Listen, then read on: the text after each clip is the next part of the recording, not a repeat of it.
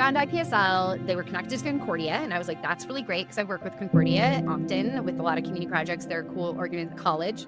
And oh my gosh, wow, this website is so amazing. Not only do they provide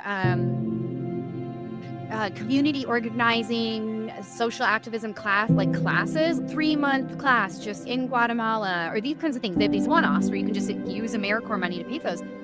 But then I was looking through it and there were just so many things. I was like, but I want to do, maybe I don't want to learn Spanish in Colombia. Maybe I want to learn about public health in Tanzania. Oh, there's so many neat programs. And also something that was very important to me was that most of the funds that they use go directly into the communities they're serving in. So this is dreamy because I want the kind of travel experience where I'm traveling, but I'm taking classes and I'm learning about the culture in a very kind of academic way. And I'm then getting an elective, like learning Spanish at the same time, like again in a structured way, but then I'm also surrounded in it. And there's an element of service, and they kind of connect you with this. They know, and it's the people on the ground, and your professors are local professors, and I was just like, this is exactly what I've been dreaming of. This podcast series is sponsored by IPSL Global Engagement. And I had no idea about this organization and wish I would have known about them after my service year. Because you could take your AmeriCorps experience international. You can customize social justice-focused master's program in international development and service, or community organizing and social activism. You can chart your path to create positive change in the world. Serve and learn with international organizations working to build justice in healthcare, education, human rights, the environment, and more. You can earn a master's that opens countless opportunities, gain the practical skills and community-based development to be an active agent of change.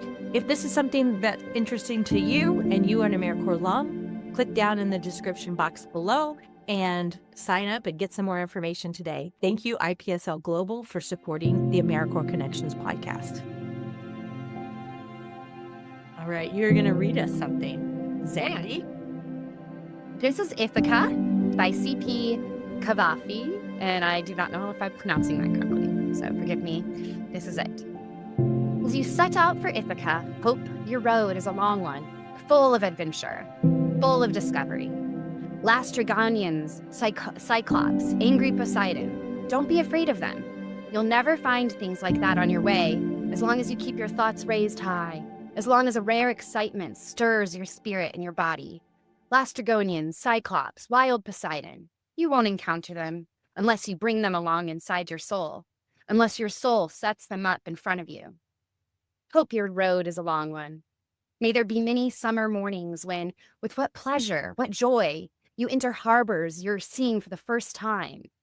May you stop at Phoenician trading stations to buy fine things, mother of pearl and coral, amber and ebony, sensual perfume of every kind, as many sensual perfumes as you can, and may you visit many Egyptian cities to learn and go on learning from their scholars. Keep Ithaca always in your mind. Arriving there is what you're destined for, but don't hurry the journey at all. Better if it lasts for years, so you're old by the time you reach the island, wealthy with all you've gained on the way, not expecting Ithaca to make you rich. Ithaca gave you the marvelous journey. Without her, you wouldn't have set out. She has nothing left to give you. And if you find her poor, Ithaca won't have fooled you. Wise as you will have become, so full of experience, you'll have understood by then what these Ithacas mean. Holy smokes, that does reflect on an AmeriCorps year.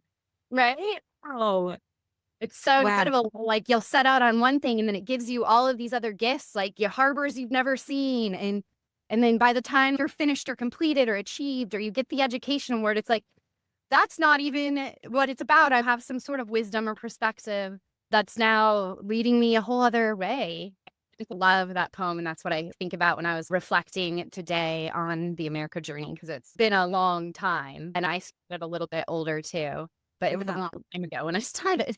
You said you did state and national, right? Yeah. What was your program, and where did you serve?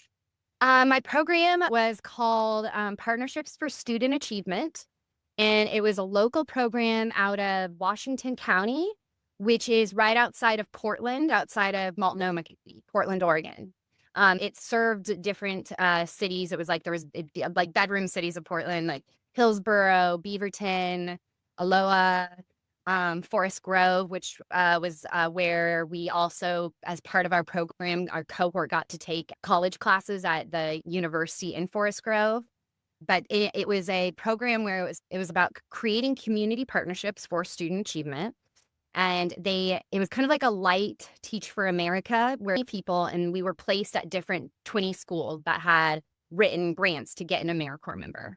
High needs, 100% free and reduced lunch schools, all very different from elementary, middle school, high school. And it was all within Washington County. And then they received an AmeriCorps member and got to be like, this is what we need. I was placed at a Spanish immersion elementary school that was the recipient of Somali refugees and Somali Bantu refugees during the Civil War in Somalia. So they actually, even though they were a Spanish immersion school, they were hit with a big wave of Somali and Somali Bantu refugees. So that was actually the majority of their population, which was really interesting because you've got Somali, you've got Somali Bantu. They speak totally two different languages. One is not even written. And then they're learning English, but it's a Spanish immersion school. And there was like a big Latinx community as well. So it was like really fascinating. And when I applied for this program, you kind of got a little snapshot of all the different schools. And then you'd say like, what was your top choice and your second, and you'd interview with them. And it was Barnes Elementary, and they were my top choice. So it was really great. But then it was like a match. It was like, we went on like speed dating. They're like, we chose you and I chose you. So it was really great. And then I had a cohort, which was incredible. Yeah. Which we all know that community is so important. And like, I think, when we think of a school, I think of a school of dolphins, they learn together, they learn with each, like in a multi-generational setting.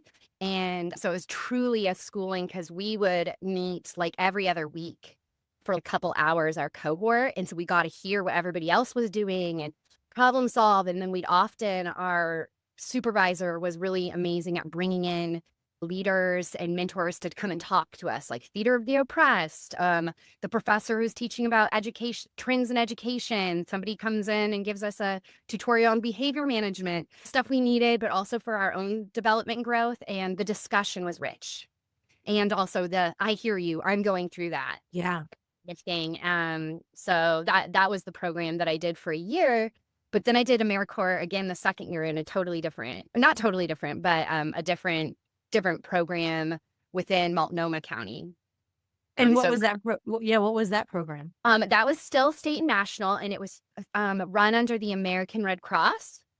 And it was had a focus on like anti-poverty. And I applied to be at a K-8 school. So when I was at Barnes, and as these journeys do, I had originally wanted to do Teach for America, like in college. Okay. And got really inspired to do that. I'll back up a bit for a second. In college, I was like majoring in English and psychology. Like, what are you going to do with that? Like, totally stuff unless you're like continuing on with grad school. And then Teach for America came to our school to recruit, and I was so inspired, especially about the message of closing the gap, the education gap, leveling the playing field, just themes of justice. And so I was like, I really want to do Teach for America. And I set like all of my eggs in that basket. And then I made it to like the last round and I didn't get it. And I'm so glad I didn't. And often it's those mistakes that like led me somewhere. But because I didn't, somebody was like, one of my good friends was like, don't do something like that. And, chain yourself up for 2 years. You're right out of college. Spread those wings. And so he inspired me. He's like, you should travel. Like, go to other cultures, visit with other cultures, other spaces. Like, this is the time, and you can still do that in a way where you're serving. And so anyway, I decided to do the teaching English abroad. And I was like, well, English language is a big access point. It creates opportunities around the world because it's like it is the most spoken language of Spanish. And so I ended up not doing Teach for America, and I went and lived in Thailand for a year and a half and taught there. And so a lot of teaching experience. I really opened my eyes about living in a completely different culture founded on Buddhist values. Even the language doesn't even have the future tense or past tense. It's all present, like the way it was so cool. And then I came back and And then I kind of felt like, oh, all my peers are now not in entry jobs. They're moving along. And I came back, I'm still coming out of college. Like I did all of this stuff. I lived abroad and I had a job and I worked with elephants and all these things. But I came back and I was just like, oh, now I just have to like do it again in America. And I had some friends who had done and I came back with this like passion in my heart, even more like, okay, I served in Thailand and Cambodia, and I did some work in Cambodia and Vietnam. And I was like, I need to go to my own backyard. And, that how, you want to go out there, you got to go inward, or it's like, even you can look at it as a micro level. Like if I want to have great relationships, I need to fix the inside. So I was like, I really want to serve back in my own community. So I came back and then that's how I applied to do that. So I had some teaching background and so I came back being, okay, I'll do this. I'm interested in this partnerships for student achievement because I want to be a classroom teacher still, because I was a classroom teacher in Thailand with 7th, 8th, and 9th graders. And I really enjoyed it. And there was craziness too.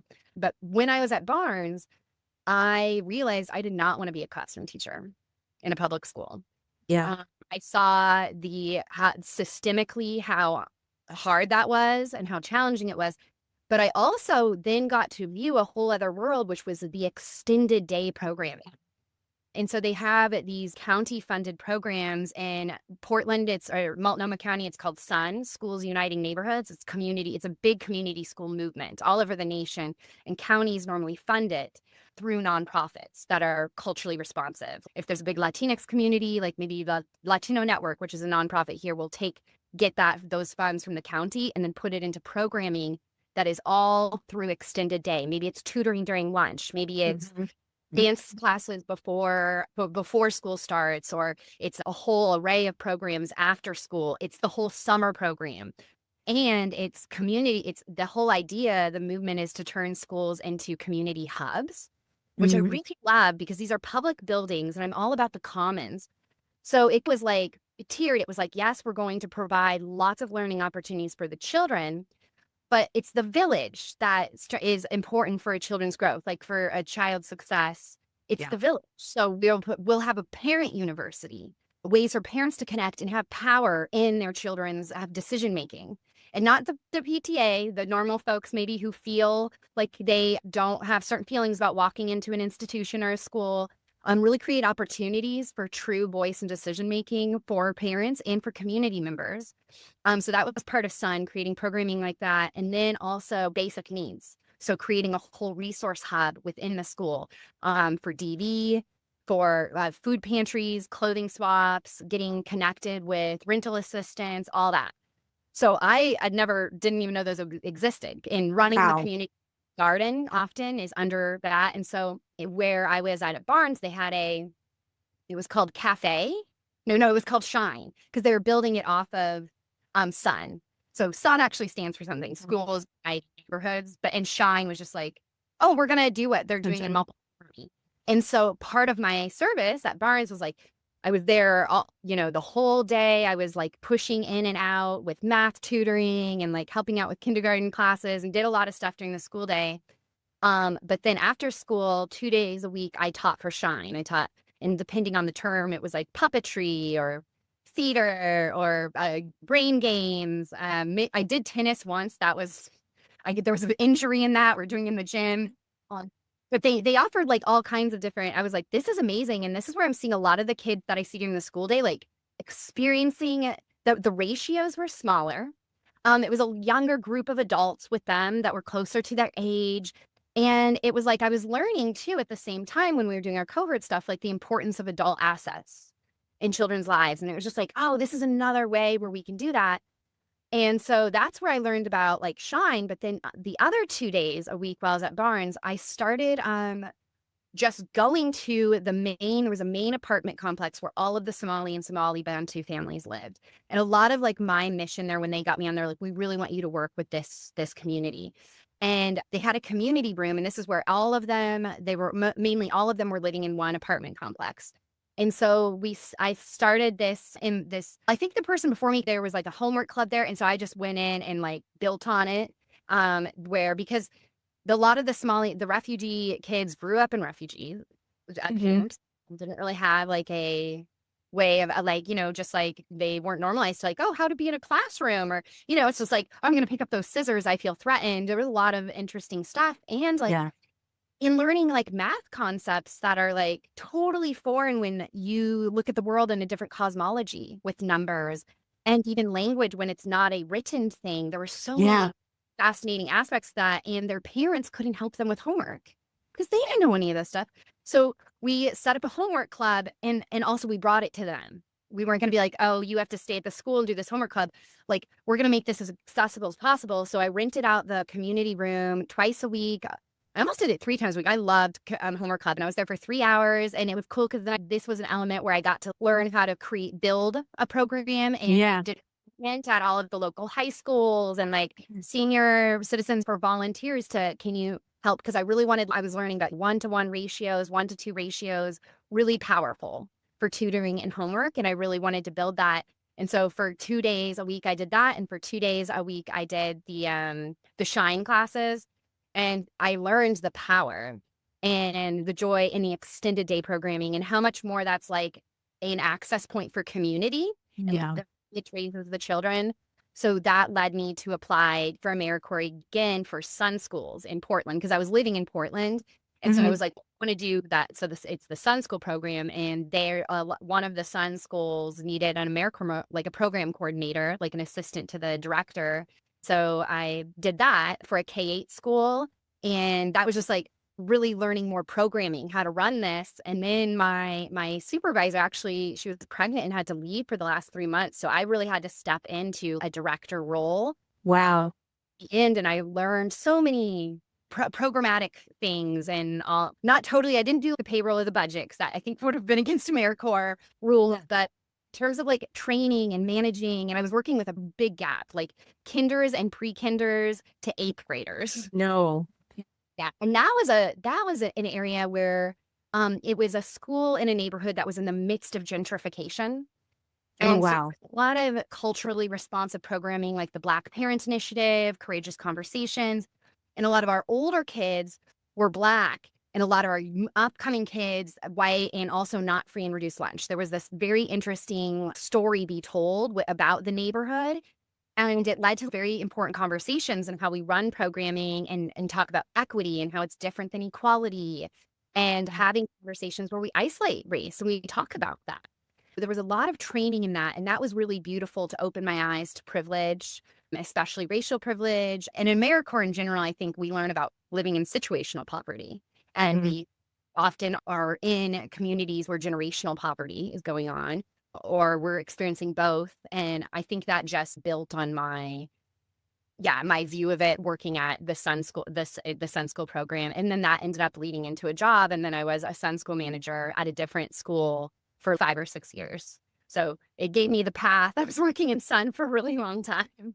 Yeah. So Teach for America was going to be your Ithaca, but there was another way of getting to where you were trying to go. And they don't even know where when I'm not doing the podcast or working in my 9 to 5, I'm listening to a lot of conspiracy theories and esoteric and stoic stuff. And one of the things that I always find interesting is to your point about where was it? Thailand it only has present tense. It doesn't have past and future.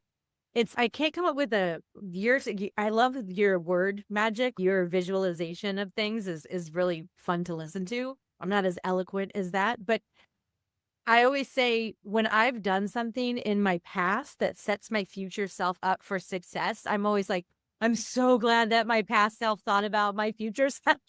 Totally. But past self makes a little lunch bag for yourself, for your future self. Like, here you go. Exactly. You're going to need this. You're going to need this. I love that. And then a lot of times we don't know why we're learning the lessons that we're learning, right? Like why we have to go through something or not even necessarily hard, but learning something or recognizing something or reading something or diving into whatever. And then we find out a couple months later, we're either supporting a friend or we're put on a project where we're like, oh wait, I know how to do that. And so I love that way of thinking. I wanted to just also circle back to something that you said about you thought you wanted to be a teacher, but then you were in this setting and you're like, actually, I really want to be a support. I think hands down, if you're listening to this podcast and you're either thinking about AmeriCorps or you're in your AmeriCorps year and you might be a little disillusioned where you were like, well, I really wanted to do this, but I don't. That's what AmeriCorps is for. And I'm just going to double down, I think, for the year of 2025 on this statement of number one, your AmeriCorps year is a term of what? Being an experimenter. Being an experiment only. There's short terms, summer terms, all the way up to 1 year terms. Use this to learn and experiment, like you said. Am I good at this? And what is this language or whatever? And so I love that you said that you wanted to originally go in as teaching, but you realized that you could actually have more of an impact. And doing before and after school programs, you can have more of an impact because you can have a different relationship with that student. Exactly. Yes, exactly. And also I liked it because I felt like I had more also like in terms of what like sphere of impact and like and decision making is important too. And I felt like in those areas, I as like like an after school teacher, and it's not that I didn't want to be a teacher. I just learned that I didn't want to be a classroom teacher. But I still enjoyed teaching and program building and content building. All those things around teaching and education is so important. I do think it is a pillar of power in a way that we can one of the ways we can level the playing field. And I think also something that I've said before is that I'm going to say low stakes, but I don't mean it as in it's whatever, I can do whatever I want during my service year, or it's not difficult. But you're not applying for a job. You're not committing to an employer that you may be here indefinitely. You're saying, I'll be here for, 3 months, 1 year, whatever the term is, 2 years, whatever. And then we'll see where we are. And I feel like I actually feel now in 2025, moving from 2020 to 2025, that actually the work environment's a little bit like that now too. So kudos on AmeriCorps for being ahead of the trend.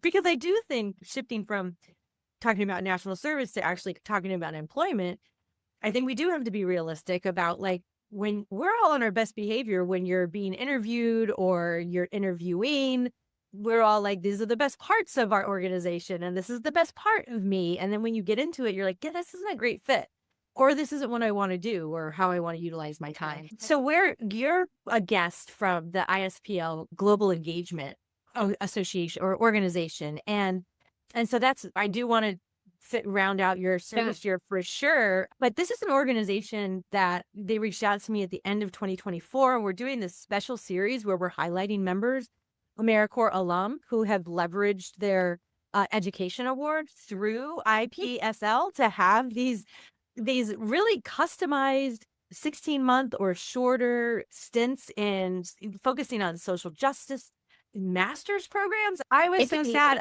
I'm laughing now. It has been really funny, and I'll tell you the story, but it is amazing what you can do. Yeah, I was like, oh my gosh, if I would have known about this, I would have totally did it. I just threw my Segal Education Award to my student debt.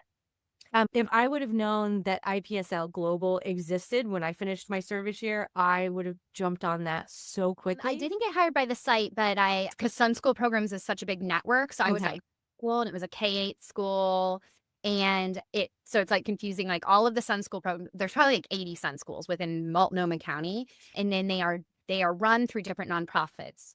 So I was working, my nonprofit for that program as an AmeriCorps member was IRCO, Immigrant Refugee Community Organization.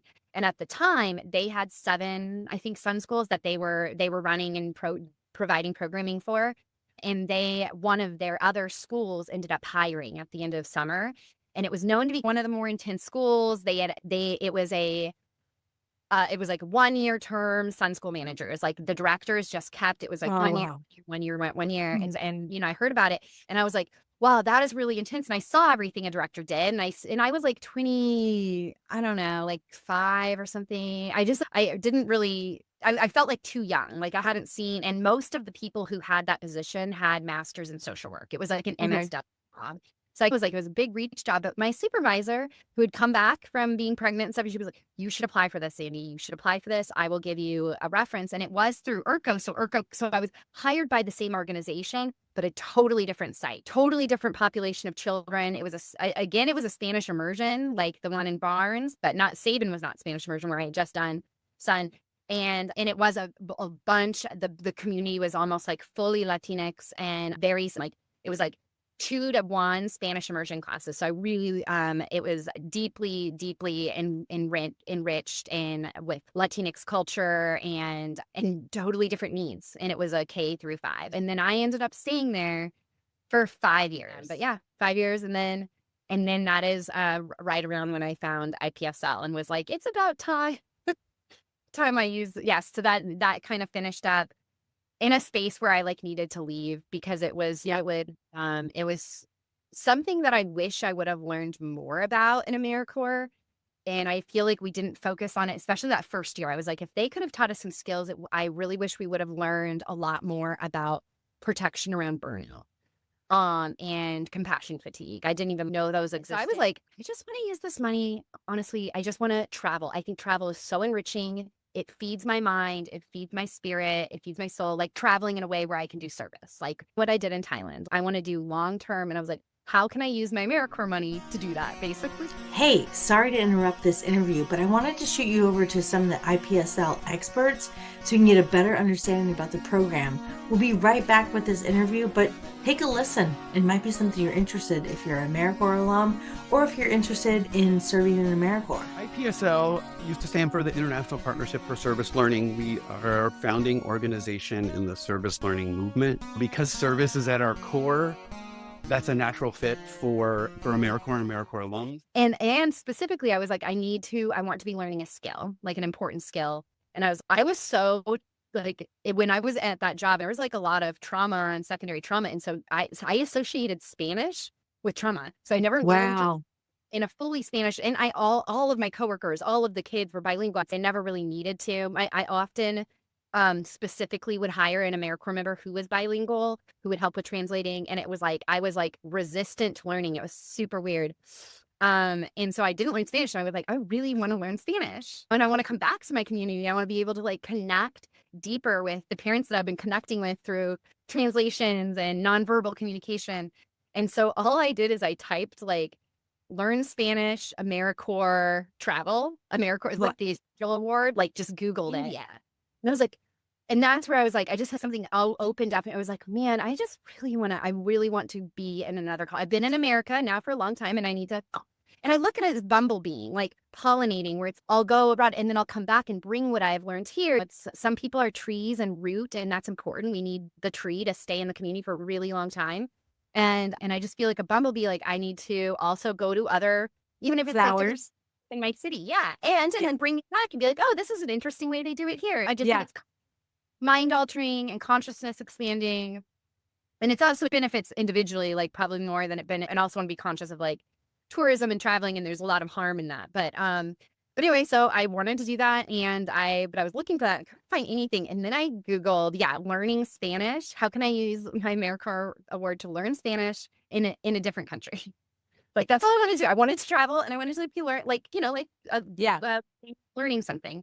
And with structure, I wanted play, but like within structure. And I found IPSL, International Partnership for Service Learning, the Institute of Global Studies. And I was looking at their programs and they have just like one-offs. And what was amazing about them at the time, so they're a program and they partner with a college to be an accredited school so they can accept AmeriCorps funds. So when I found IPSL, they were connected to Concordia. And I was like, that's really great because I work with Concordia often with a lot of community projects. They're a cool organized college. And oh my gosh, wow, this website is so amazing. Not only do they provide community organizing, social activism classes, 3-month class just in Guatemala, or these kinds of things. They have these one-offs where you can just use AmeriCorps money to pay for those. But then I was looking through it and there were just so many things. I was like, but I want to do, maybe I don't want to learn Spanish in Colombia. Maybe I want to learn about public health in Tanzania.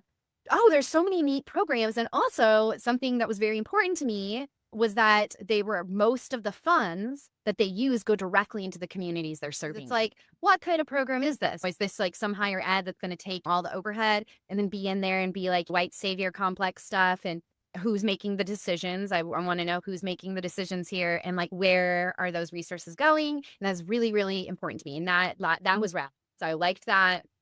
And then I liked, and then I just was like, oh my gosh, this is so beautiful. This is like everything I've dreamed of as like an explorer of the world, ninth house astrology kind of person, where it's like, I just want to know about all the different languages and art and how do they do music here and the landscape and the animals. It was just like funny too, because, they have focuses. It's like in Colombia, learn about conflict studies, conflict resolution studies, or post-conflict resolution studies. In Peru, learn about indigenous and traditional ways of healing.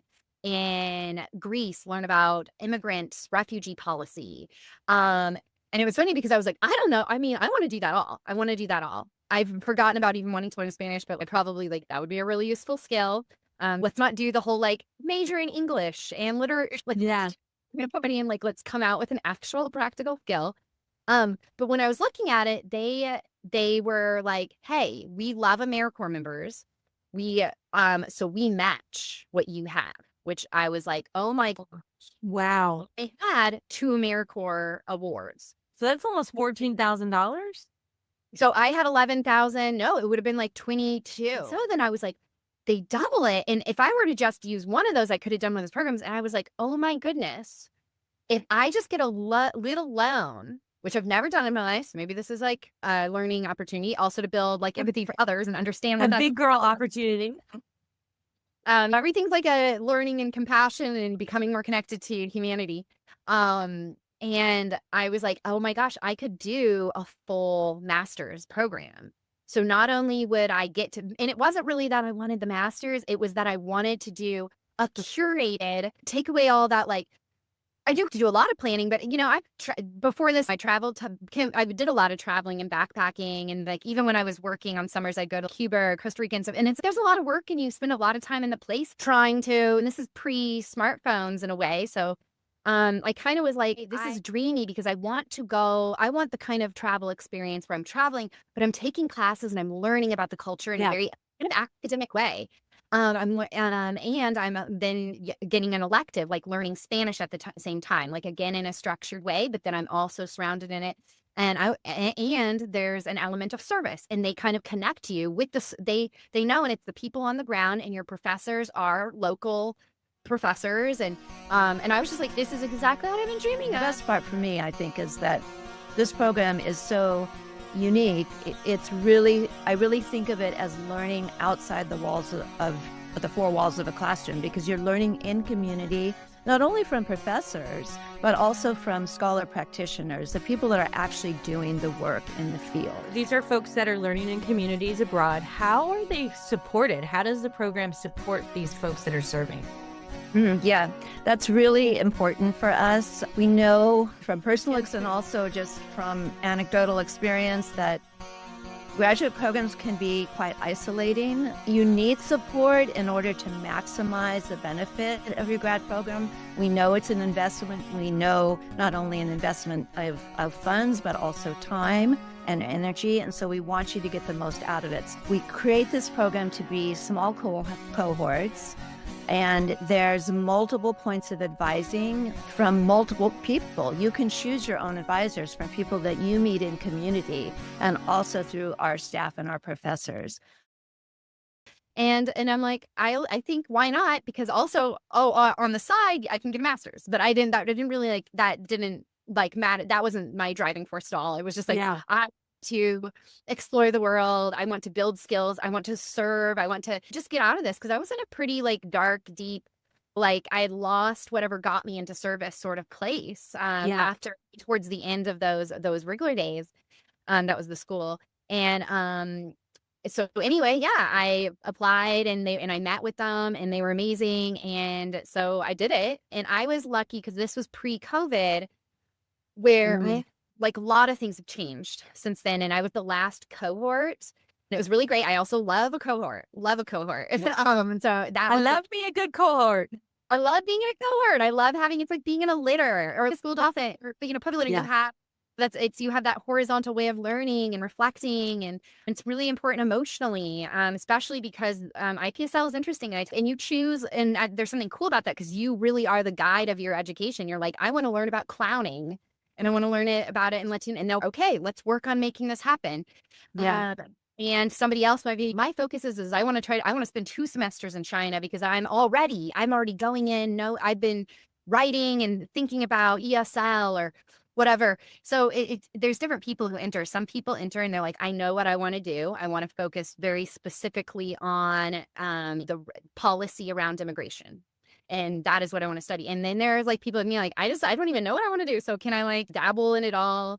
But it is hard because you are often alone and you'll have to make a lot of decisions because it's not just made for you. It's you got to be the guide, but then they do all the busy work and really help with the connections and the things that would take a lot of time and effort that is helpful. And it's really charting your own path and creating positive change in the world. So I think you're speaking exactly to that. Absolutely. And it's that reflection. It's like they call it like a 3-pronged table. Like for it to stand, you need like the three legs. And then so it's like service is one piece. And then the classroom is the other piece, like it because you take classes while you are in the other country, but you are also serving in the other country.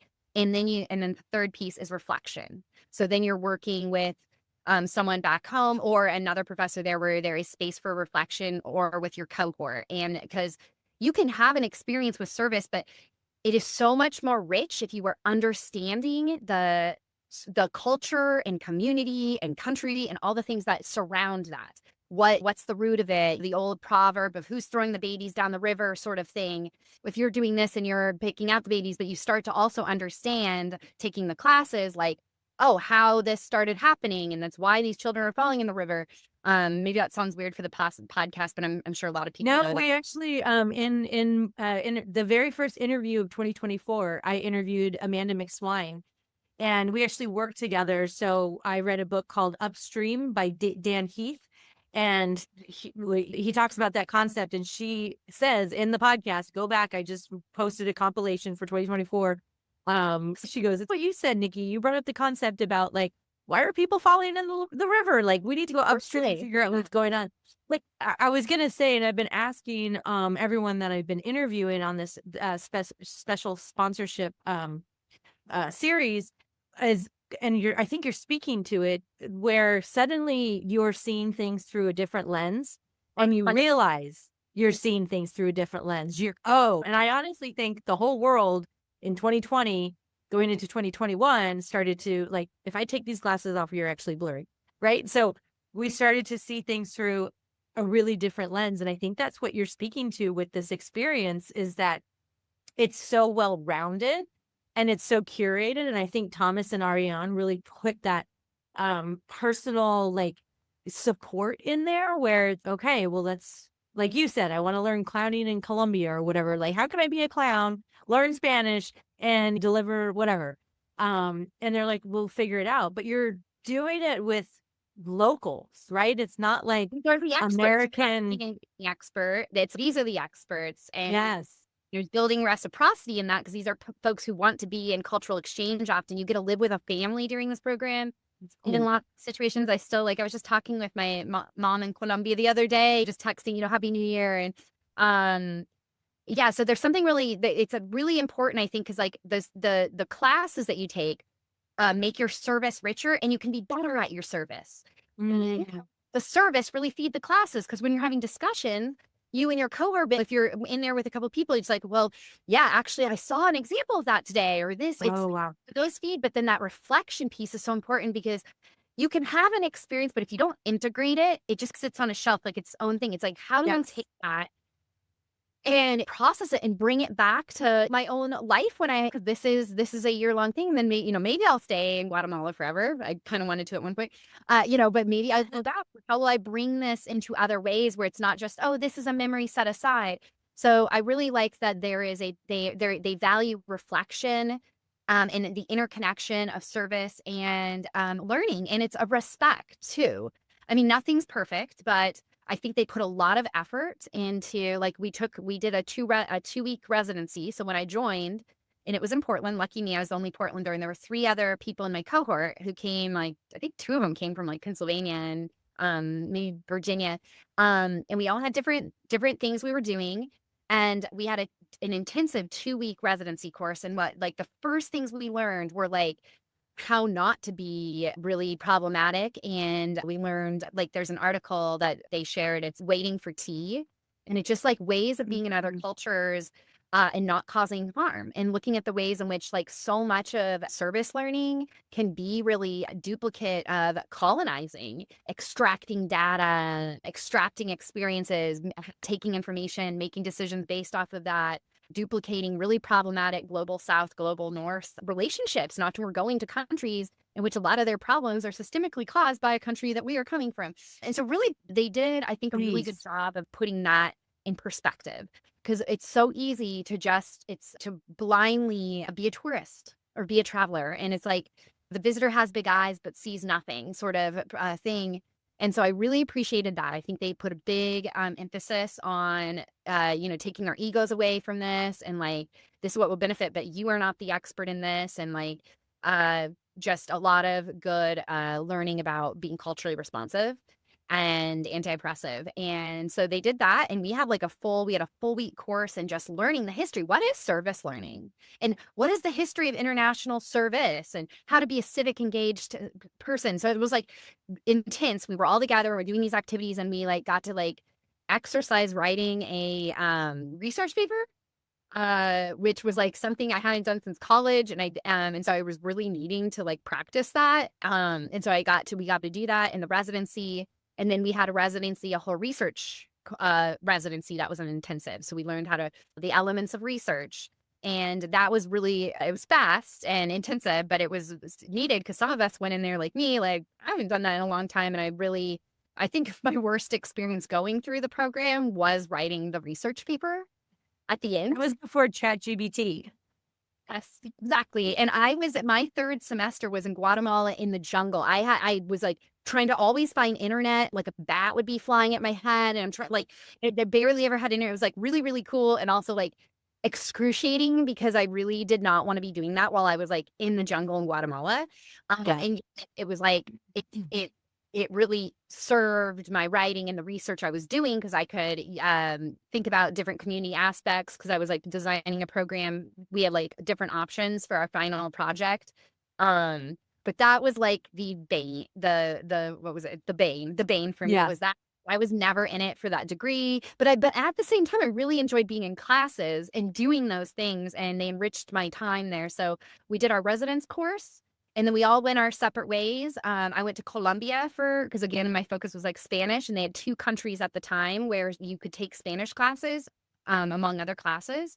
So I went to Colombia, and we were and then that was it was 2 different cities with that one, which is a different program. So 3 months in Colombia, but a month and a half was in Medellin, and then a month and a half was in Cartagena. And our partner at the time, which I do not think they're a partner in Colombia anymore, a lot of shifts, but that partner at the time was the language school. So they had a really good school, and so we could easily be taking Spanish classes, and it was super smooth from Medellin to Cartagena. And that was really funny, because 2 of my cohort members actually were in Colombia with me. Or one of them was, and then there was an undergrad, because IPSL also serves undergrads, does the year abroad. Okay. So he was in classes with us. So we had one undergrad, and then it was me and my cohort member. And so we had the different focus when we were taking some extra things. So it was just the 3 of us in classes all the time together, and we became caricatures of ourselves. I know so-and-so was going to say that something funny. I know Zandy's going to say something feminist. And then I know the young one is going to be I don't know. It was just so funny. We made fun of ourselves, because we just had gotten to know each other's opinions so much. And being the only female in that class, and also being in Colombia, which there was a lot of machismo, it just was I got really intense in that class. And I look back, and it was just who is that? But so anyway, every experience is different. So I did Colombia for 3 months. I really loved Medellin. Cartagena was hard for me, because I had bonded and started building community in Medellin.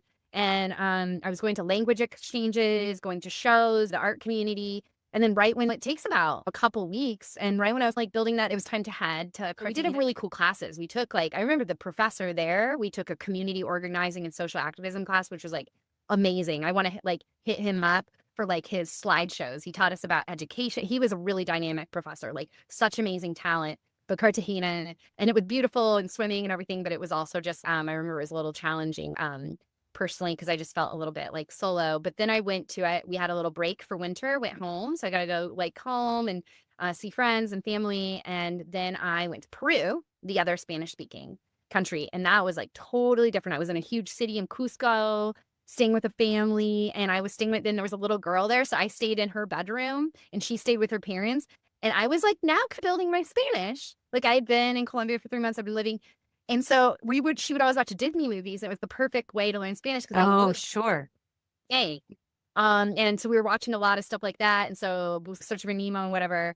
Olvido mi español cuando regresaré a Estados Unidos. It's like, I've lost it now. I don't even know. Like, it's been so long, but I was like getting more fluent and I was taking really fascinating classes. Like the partnership they have in Peru, I always tell people is like really, really interesting. Like this professor who's a farmer, but also teaches like a lot about the classes like shamanism and spirituality and religion and pre-Incan cultures. It was like stuff that just tickled my soul and my mind. And I got to like interview shamans and it was amazing because I was really learning like the neurobiology of why we have religion and when spirituality and medicine split up and then turned into religion and medicine where they used to be combined, like all this really cool stuff. And then I was always taking really cool field trips with this other professor who was focusing on service. And he took me to I got to tour the fire station there, which was all volunteer led in Cusco, which is crazy. It's like doctors and stuff. And they're like, oh, now I'm done. Now I'm going to go be at the firehouse if there's a fire tonight.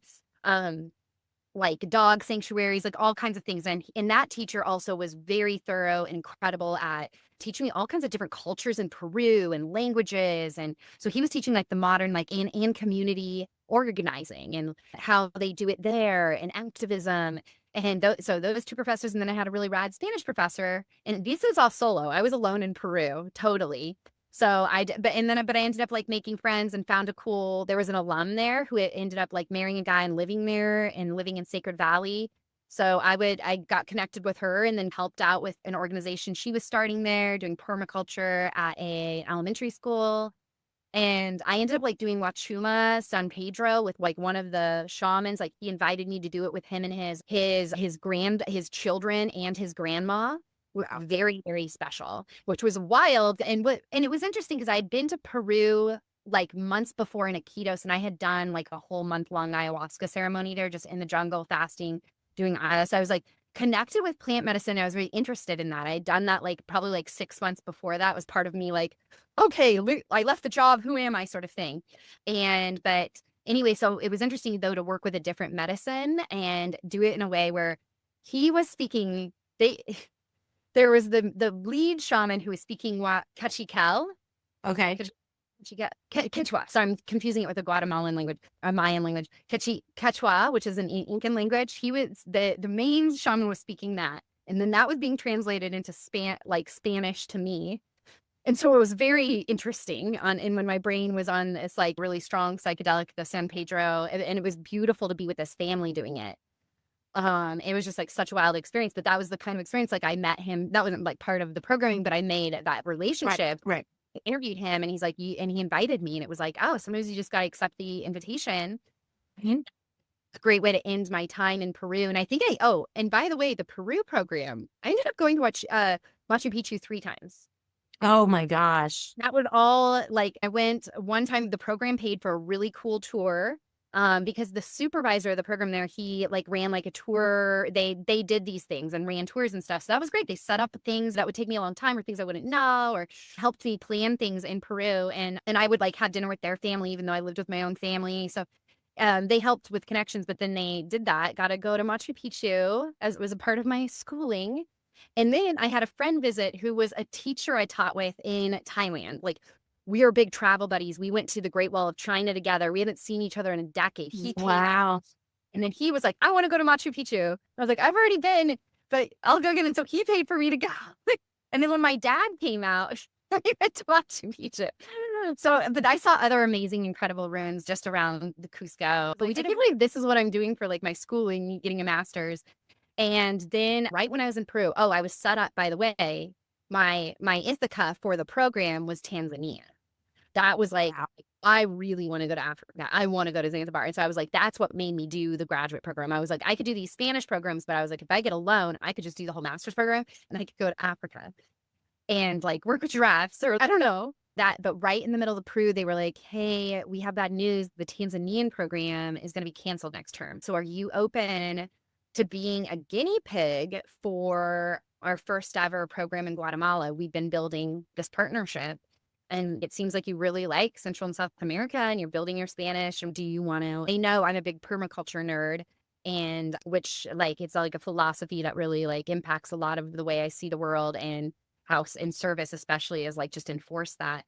But it was at an IMCULT, it was at a in Guatemala, it was like near Lake Atitlan in the middle of the jungle in a village, and it was at a permaculture institute. And so I was like, you know, kind of sad, but it was like, hey, I'd been trying, you know, doing this program, doing service, doing all these things where it's like, you just have to go with the flow. And especially when you're traveling internationally, you learn to like, just let go of some expectations. Like that train's leaving it too, okay, you know? So basically I did that for my third semester, and the focus in Guatemala was incredible. And it was like sustainable agriculture and permaculture. And then it really gave me space because you have to work on your final cumulative, well, should be working on your cumulative project the entire time. But I was like, third semester, I really got to like work on it there. And like my first day in Guatemala, I meet my advisor and we take a Tamez call together. Like we're just like taking off our clothes and like putting different plant medicines into a boiling water. I mean, and that's like how I met my advisor. I mean, it was like a whole other world. We were like in the jungle, and I would have been in the city, and I was kind of Cusco is like, you know, it's a big Disneyland. And so to just go there, I was like, this is actually a really good place for me to retreat by a lake, swim every day, maybe see, like sometimes I would just go days without seeing anybody because they had staff that worked there. But then on the weekends, it was just me and my advisor that lived there. And he was from El Salvador. And he was the one who completely set me on my way with my thesis. I was still very, very lost. I was like, I'm interested in this. I'm interested in that. Da, da, da, da, da. And he was from El Salvador, and he worked with reintegrating gorillas. He was like intense, and he was radical. He was like, taught me all about the Beehive Collective, which I'll show you right here because I have the visual. Very anti-colonizer, the whole story. I don't know if you've seen these posters anywhere. I'm going to try to use it for my IPSL because, spoiler alert, I teach for IPSL now, but I use this. This talks about, it's like a big picture. It's a bunch of artists. Okay. Yeah. They're visual educational tools. So there's no words really. And it's talking about the story of colonization. And then what do we do? And what does the social activism look like? And what does civic engagement look like? And they don't use people in the pictures. It's all animals. But it's great because it visually shows you how the World Bank is connected to the Monetary Fund, connected to cruise ships, you know, and then this is what's happening in this. It is. He taught me every day using that. We would have like insane conversation, and he taught me about participatory action research. He taught me about anti-oppressive research. He gave me a book, Research as Resistance. He taught me about Martín Bardot, which is this Jesuit priest activist from Spain who was like killed in El Salvador in the 90s, who wrote a really amazing essays about social psychology liberation. The service there was like getting up at 4 a.m. and building on the land and permaculture, and we were building a food forest. And then if I needed to get my groceries, so I wasn't staying with family this time, I'd have to walk through this giant avocado grove to a street, hitchhike on, be the tallest by far person on this truck. We were in Mayan villages. And to go into the nearest little village to then go to the market. And then it was like so interesting because I wrote about anti-oppressive research, participatory action research, and the power that comes from that, theater of the oppressed, consciousness raising activities, where it's like, what is the role of the social researcher if it's not to liberate? Scientists can speak about something, but like social scientists need to be transforming things and really just shifting these power dynamics. I mean, it was just like amazing. I wrote about a lot of stuff that I was passionate about, and I came back, and then we gave our presentation, and this was 2019, and then towards the end of 2019 they were like, hey, our teacher Erin, who did the residency classes, she's leaving, she's doing something else. Like, we loved what all of the stuff that you brought up in your presentation, your thesis. Would you be wanting to take that role on? And so, yeah, and that's like really amazing when your thesis actually is even read by anybody else, by the advisor, or you get to like even use it. You have a thing. And yeah, and then, but that happened 2019. And then I got set up with some undergrads and was doing online stuff with them, doing a COSA course. And yeah, 2020 hit. So we did it all online. So things shifted, but I did have students and I got to teach my first few classes, the grad. So I teach the research class now, the week-long residency research class. And then I teach the one about like, so what is service learning and the history of that. So it's like a 2-week course, but it's very different now because now it's just fully online. And we've been doing that since 2020. But as we land this plane, Zandy, what would you like? So people that listen to this podcast, some of them are interested in AmeriCorps. A lot of people say that they listen to the podcast, they were either an AmeriCorps alum or they were fascinated by the content. So they just shared it with a niece or a nephew or a son or a daughter who was like, I don't know what to do with my life. And they're like, listen to all these people doing all these things with AmeriCorps. What are some takeaways that you want people to hear and listen to understand for number one, AmeriCorps, and then we'll close out with the experience with IPSL. What do people want to take away? So first, AmeriCorps. Well, for AmeriCorps, I think often we graduate college, we graduate high school, and we're like, what do we do with our lives? And it's like, oh, I want this thing, but I don't have the experience or skills. But then how do I build those experience and skill? How do I build those experience and skills without doing the thing? And so I think AmeriCorps is that perfect place. There's individual benefits in terms of you will build a lot of skills that will help you in getting into employment, and you'll build perspective and you will learn so much about yourself. When you cultivate like a servant's heart, you're going to learn more about yourself. So you're going to be well suited to make better decisions about where your path is after AmeriCorps. And I don't think you can do AmeriCorps and not walk out with an expanded point of view about yourself and about the world. Yeah. So with IPSL, what are the last things that you want folks to take away? Gosh, with IPSL, I want people to, if you can make it happen. The best thing I think we can do for ourselves and for our world, if we do it in a very conscious way, is to put ourselves in cultural exchange service situations. I think we can learn. We are a global community. We are global citizens. And I think we can learn a lot from dropping what we know, unlearning our cultural programming, and being put in places that are very different.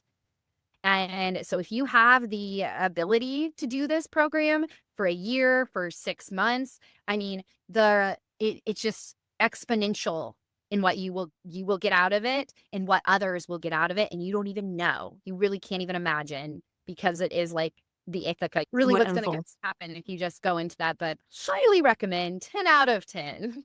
10 out of 10.